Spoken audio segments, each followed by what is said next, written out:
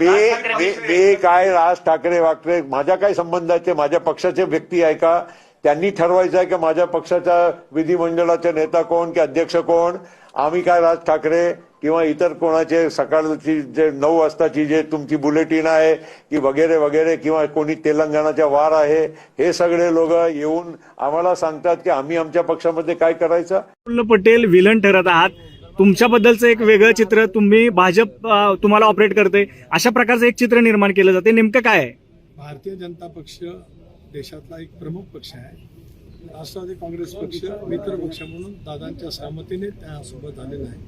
भारतीय जनता पक्षाने आम्हाला आमच्या पक्षांतर्गत काय निर्णय घ्यावेत हे कधीही सांगितलेलं नाही. राष्ट्रवादी काँग्रेस पक्ष स्वतंत्र पाहण्याचा शिवशाहू फुले आंबेडकरांच्या सामाजिक समतेचा पक्ष, विचाराचा पक्ष आहे. आमचे निर्णय आम्ही त्या ठिकाणी घेणार.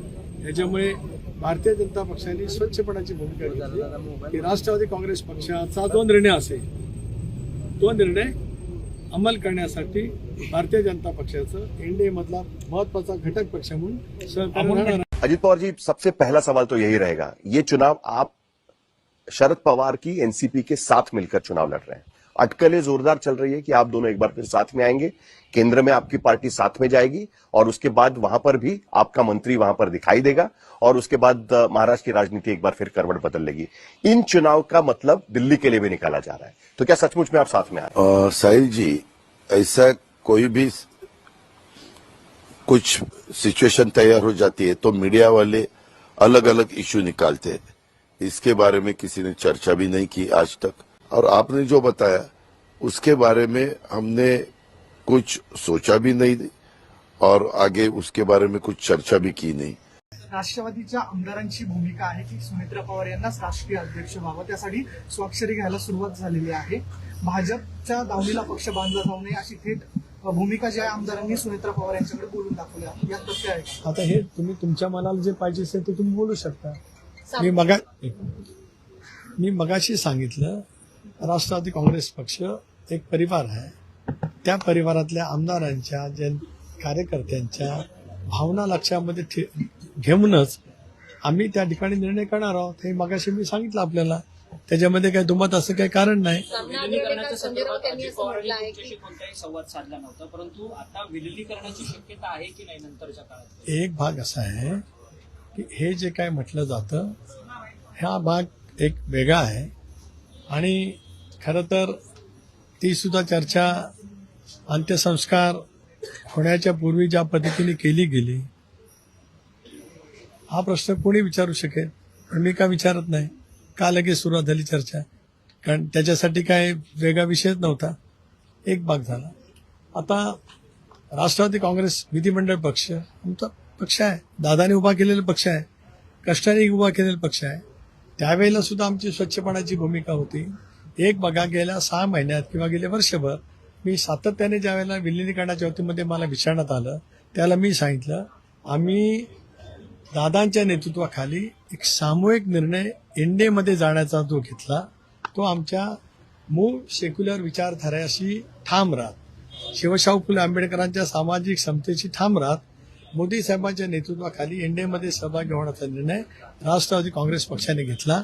महाराष्ट्रातल्या जनतेने, 12 कोटी जनतेने त्याच्यावरती शिक्कामोर्तब केलं. त्यामुळे एनडीए सोबत राहण्याचा आमचा निर्णय कायम राहील. आता आमचा एनडीएमध्ये राहण्याचा निर्णय कायम राहील.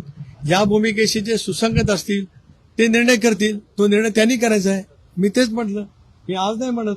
मी गेले 6 महिने ज्या वेळेला मला प्रश्न विलीनीकरणाच्या वतीमध्ये विचारला गेला त्यावेळेला मी हेच उत्तर दिलं. आम्ही एनडीएमध्ये जाण्याचा निर्णय घेतलाय, तो कायम असेल. त्या निर्णयाची सुसंगत त्यांची विचारसरणी. एनडीए म्हणजे भारतीय जनता पक्ष नेतृत्व करते. आज एनडीए म्हणजे भारतीय जनता पक्ष आणि भारतीय जनता पक्षाचे मित्र पक्ष. जसं युपीए म्हणजे काँग्रेस आणि काँग्रेसचे मित्र पक्ष, तसं एनडीएमध्ये भारतीय जनता पक्ष आणि भारतीय जनता पक्षाचे मित्र पक्ष आहे. आता नाही, ज्या वेळेला एनडीए स्थापन झालं तेव्हाही तसंच होतं, ज्या वेळेला युपीए स्थापन झालं तेव्हाही तसंच होतं. त्याच्यामुळे आज आमच्या एनडीए सोबतचा असलेला जो निर्णय जो दादांनी विचारपूर्वक 2023 मध्ये घेतला होता त्या विचाराची सुसंगत असतील त्याच्याबद्दलचं योग्य भूमिका आहेच. मी वारंवार स्पष्ट केलं. त्याच्यामुळे मला माहित नाही मी कुठं म्हटलं काय. मी म्हटलं विलीनीकरणाबद्दल मी नाही म्हटलं. माझं एकही वाक्य नाही. उलट विलीनीकरणाला आमचा विरोध आहे असं सातत्याने पसरवत आमच्या वतीमध्ये वेगवेगळी भूमिका करण्याचा प्रयत्न केला जातो आहे. दादांचा एक विश्वासू सहकारी म्हणून मी गेले 30 वर्ष वाटचाल करतोय.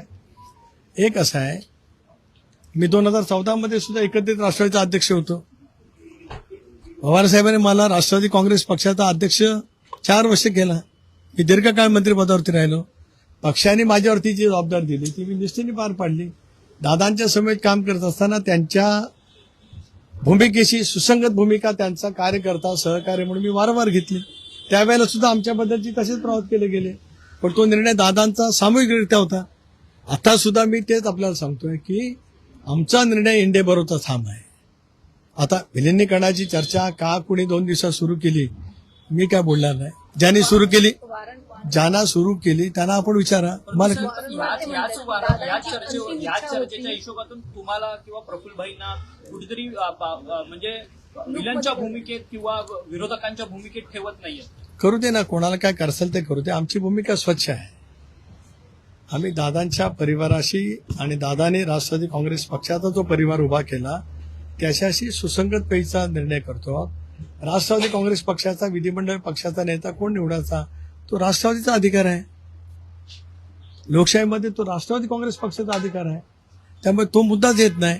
विलिनीकरणाच्या बाबतीमध्ये मी आज नव्हे तर गेल्या अनेक वेळेला हे स्पष्ट केलं, एनडीएच्या सोबत आम्ही आहोत, एनडीएच्या सोबत आम्ही कायम राहणार आहोत. हे दादा असतानापासून मी वक्तव्य केलंय आणि ते सर्वांना ज्ञात आहे. आणि मी कुठलीही गोष्ट दादांच्या परवानगीशिवाय केलेली नाही. त्यामुळे एनडीए मधला आमचा सहभाग हा कॉन्शियस निर्णय आमचा पक्षाचा सामुदायिकरित्या होता. ती सुद्धा आमची मूळ विचारधारा, धर्मनिरपेक्ष विचारधारा ती ठाम ठेवत आम्ही ते केलं. आणि भारतीय जनता पक्षाने त्या वतीमध्ये कधीच हरकती घेतली नाही. त्याच्यामुळे आता आम्हाला कोण काय ठरवतोय त्यापेक्षा पक्ष दादांनी दिलेला विचार, दादांनी घेतलेला निर्णय त्याच्या सोबत राहून पक्ष पुढे नेणं हा आमची भूमिका राहील. आणि या भूमिकेशी, एनडीएच्या भूमिकेची जो सुसंगत असेल ते करतील. यापेक्षा मला आज या विषयावरती काय बोलायचं. ही जी काही विलिनीकरण आहे ह्याच्यानंतरही त्या चर्चा होऊ शकतात, परंतु ही घाई एवढी का असावी? कारण तुम्हीच म्हणताय ना, दादांनी 12 फेब्रुवारी सांगितलं, कुणी म्हणते 12 डिसेंबर सांगितलं. एकाच मीटिंगमध्ये बसणारे अनेक लोक वेगवेगळ्या तारखा सांगतायत. ह्याचं काय कारण आहे? कारण तुम्हाला राष्ट्रवादीला त्रास द्यायचा आहे का? राष्ट्रवादी काँग्रेस पोरकी झाल्या, संविधानिक पदावर कुणाला तरी त्या ठिकाणी बसवणं गरजेचं आहे. तरी सुद्धा अशा पद्धतीचे जाणीवपूर्वक राष्ट्रवादी काँग्रेस पक्षाला बदनाम करण्याचं, अजितदादाच्या राष्ट्रवादीला अजितदादा असतानाही काही लोक त्रास देत आहेत आणि अजितदादा नसतानाही त्रास देण्याचं काम चालू केलेलं आहे. राज्यात काही विपरीत घडलं की त्याचं एक नॅरेटिव्ह तयार केलं जातं विरोधकांनी की भाजप जबाबदार आहे, देवेंद्र फडणवीस जबाबदार आहे किंवा केंद्रीय भाजप जबाबदार आहे. या सगळ्या घटना देखील अशा काही गोष्टी पसरवल्या गेल्या. खास करून पार्थ पवार यांनी येऊ नये किंवा इतर सगळ्या गोष्टी किंवा एकत्रीकरणाच्या बाबतीत भाजपचा आक्षेप, या सगळ्याला काय उत्तर आहे? नॅरेटिव्ह वारंवार पसरवलं. मी 2च गोष्टी याच्यात सांगेन. खरं म्हणजे आता हे सगळं बोलायची वेळ नाही, पण 2च गोष्टी सांगेन की समजा अजित पवार साहेब हे अशा प्रकारचं कुठल्याही एकत्रीकरणाची चर्चा जर करत होते तर ते कुठलीही चर्चा भाजपशी चर्चा केल्याशिवाय करतील का? त्यामुळे ते जर चर्चा करत असतील तर त्यांनी भाजपशी चर्चा केली असेल, ते करत नसतील तर वेगळी गोष्ट आहे. त्यामुळे मला असं वाटतं की पहिल्यांदा तर हे लक्षात घेतलं पाहिजे. पुन्हा एकदा सांगतो, चर्चा करायची नाही करायची, विलिनीकरण करायचं, सर्वस्वी 100% राष्ट्रवादी काँग्रेस पक्षाचं डोमेन आहे. हा आमची अपेक्षा एवढी असेल, कुठलाही निर्णय घेण्याच्या आधी त्यांनी आमच्याशी चर्चा एकदा करावी आणि ते करतातच आणि ते पुढेही करतील. त्यामुळे याही संदर्भात दुसरं, समजा अजित पवार साहेब अशा प्रकारच्या चर्चा करत होते तर ती चर्चा ते एनडीएतनं बाहेर पडण्याकरता करत होते का? ते का सरकारमधनं बाहेर पडणार होते का? त्यांनी तर स्पष्टपणे सरकारमध्ये ते स्टेबल होते. त्यामुळे रोज काहीतरी कन्फ्युजन तयार करायचं आणि मग आपली इकोसिस्टीम वापरून ते कन्फ्युजन इको करायचं, ही पद्धती अयोग्य आहे, ही योग्य नाही आहे. बघा, असं आहे, आत्ताच्या परिस्थितीत आम्हालाही राजकारण करायचं नाही, नाहीतर मी अनेक गोष्टी सांगू शकतो. काय घडलंय, काय घडतंय, मला सगळं दिसतंय. मी सगळ्या गोष्टींचा साक्षीदार आहे. आणि तुम्हाला सगळ्यांना माहिती आहे, माझे आणि अजितदादांचे जे संबंध होते त्यात जवळजवळ सगळ्या गोष्टी ते मला सांगायचे, माझ्याशी शेअर करायचे. त्यांचा दुर्दैवी मृत्यू झाला त्याच्या आदल्या दिवशी जवळपास 1 तासभर आम्ही दोघं गप्पा मारत बसलो होतो. त्यामुळे मला असं वाटतं की या बाबतीत शेवटी खालच्या स्तराचं राजकारण करणं हे योग्य नाही. त्यांच्या पक्षाने निर्णय घेतला. एक लक्षात ठेवा की आज 2 वेगवेगळे पक्ष झालेले आहेत. शरद पवार साहेबांचा पक्ष आहे, अजित पवार साहेबांचा पक्ष आहे. आता अजित पवार साहेबांच्या पक्षाने हा निर्णय घेतला की आमचं नेतृत्व हे सुनेत्राताईंनी करावं आणि त्यांनी हा निर्णय घेतला की सुनेत्राताईंनी नेतृत्व करण्याकरता शपथविधी करावा. त्यांनी सुनेत्राताईंना सांगितलं, सुनेत्राताईंनी त्या ठिकाणी तो शपथविधी केला. त्यामुळे हा निर्णय सर्वस्वी राष्ट्रवादी काँग्रेस पक्षाचा आहे. आमची पहिल्या दिवशीपासून एक भूमिका आहे की आमचे साथीदार कोण आहेत, तर राष्ट्रवादी काँग्रेस पक्ष, अजित पवार यांच्या नेतृत्वातला राष्ट्रवादी काँग्रेस पक्ष. त्यामुळे आमच्या साथीदारांनी जो निर्णय घेतला त्या निर्णयाच्या पाठीशी उभं राहणं ही आमची जबाबदारी आहे. ती जबाबदारी आम्ही कालही केली, आजही करू.